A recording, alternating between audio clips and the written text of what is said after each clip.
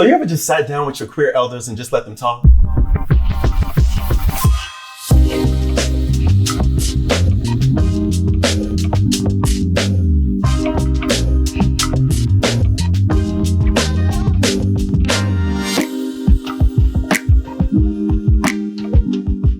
All right. So first, can you just share your name, age, and how you identify with the folks they want to hear from you?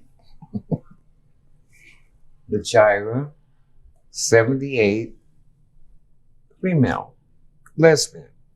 I am Criss Christoph Smith. I am 65 years old, and I am a man living a trans experience. Amazing. So our little chat's going to be around being Black, queer, and built to last. Is what we're calling it. So first, we want to know how do you show up for community now, and how does community show up for you?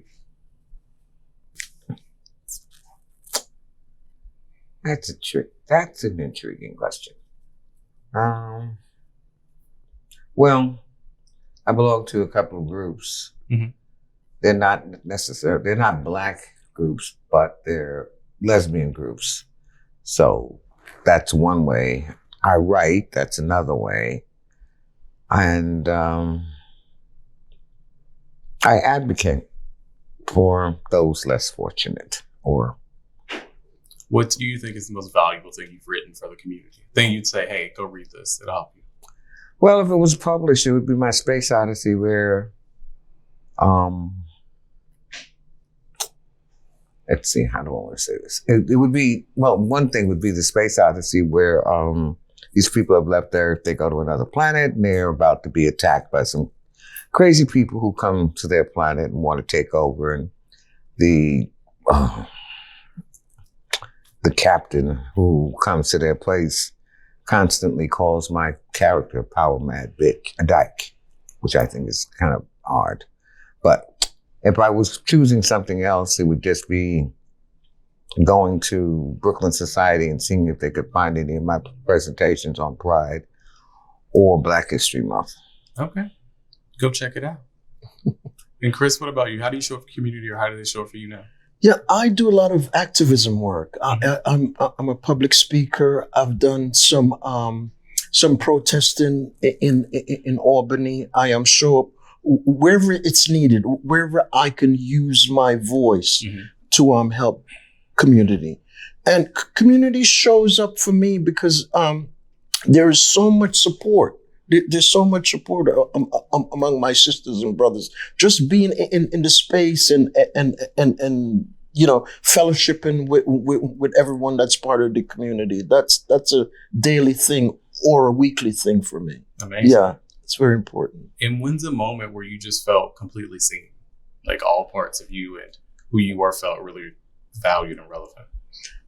It's probably when the last time I was in front of a mic and addressing about 1,500 LGBTQ in an audience and storytelling, telling my story, and I'm sharing that with the audience. That's usually when I feel seen. But I'm also on a daily basis because I've been working a lot on personal healing and having that self-love. So when I walk into the room, I know hundreds of ancestors are walking behind me. Yeah.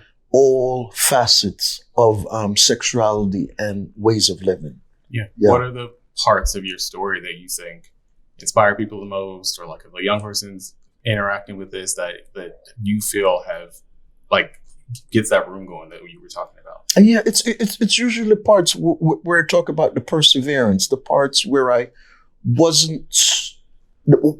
didn't have the self-love and how I got through it, and being consistent and just keep going and fighting it. Yeah, okay, absolutely. Ms. Lujira, how do you take up space today in a world that like so often tries to erase our stories? And you write, and it seems like you are one of the people taking note and writing that history down for us. Yeah. I think that's the best. For me, that is the best way. It's about making notes, incorporating stuff and stories that people don't know. It's always about finding out a bit of history that has been hidden. They tried to lose it. And being an outspoken, I was going to say an advocate, but I think for me it's more about being outspoken about who we are, what I didn't do the presentation, but I had somebody do a presentation recently on why writing is important to the Sapphic community. And the comment was, and it's something I've said many times, writing or the arts are revolutionary. Yeah. Amazing. And Criss, what's a piece of advice that another Black queer person gave you that changed everything for you? It was stop trying to be someone else. Be yourself. Be authentic. Just be. And also, you don't have to prove anything to anyone. You don't need someone else's approval, but your own. Yeah. Be happy with what you see in the mirror, and that's the ultimate happiness. Yeah. Criss finished this sentence. My purpose right now is to live life authentically and liberated. To live in a garden of liberation daily. Yeah. Ms. Lujira, your purpose in life right now is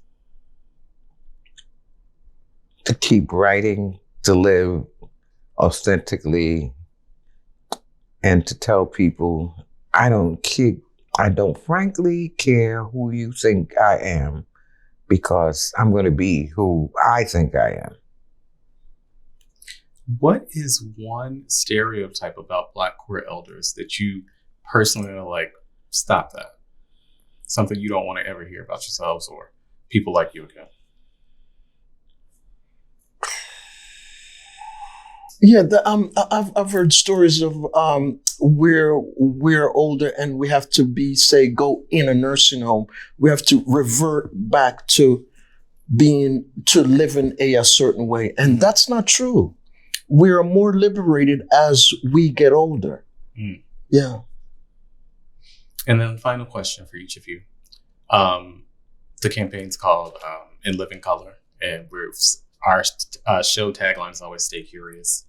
We said earlier today we wanted you all to, we wanted to represent you all staying vibrant. So what's a part of your identity that's become more vibrant with time? Ms. Lujira?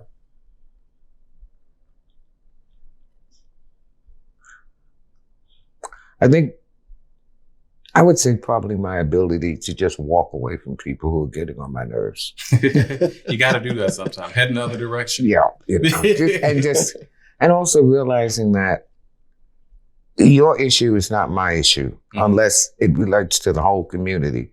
I don't have to, if it's a personal issue, I don't have to take it on. Fair. Criss? I would say it's finding my voice and using it whenever possible and just being able to tell my story and sharing that with others. Yeah. Amazing. So on behalf of myself, Jordan, and Tony, thank you all for being a part of this, and thank you for having us. Thank you for your time. Yeah. You'll be welcome.